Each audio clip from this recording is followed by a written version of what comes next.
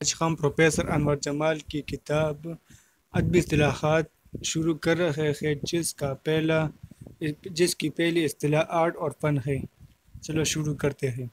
Art اور فن حسن کے تخلیق کے اظہار کا ہنر آرٹ کہلاتا ہے۔ اسے جمال افرینی کی اولین اصطلاح بھی کہا جاتا ہے۔ زندگی کے واقعات کو جمالیاتی اظہار دینا آرٹ کا منصب ہے۔ گویا آرٹ زندگی کے واقعات کی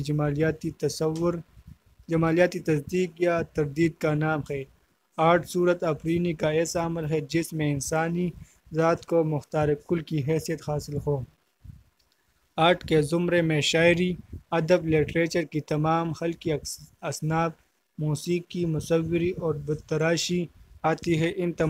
ان تمام فنون میں ذریعہ اظہار مختلف ہے۔ تخیل کی کارفرمائی کی سطح بھی جداگانہ ہے، لیکن ان سب کے پس پردہ جمالیات کی عملداری کی قوت اصولی اعتبار سے ایک ہی ہے۔ آرٹ کے لیے ہیئت، فارم، شکل اور صورت اور پیکر ناگزیر ہے۔ جوں ہی فطرت کے خارجی مظاہر پر روح انسانی اس طرح عمل کرے کہ وہ کسی شیپ میں ظہور پذیر ہو جائے تو آرٹ جنم لیتا ہے۔ یوں آرٹ کی تعریف یہ بھی قابل غور ہے کہ آرٹ کے خام مواد پر یا مناظر فطرت پر روح انسانی کے عمل کا نام ہے۔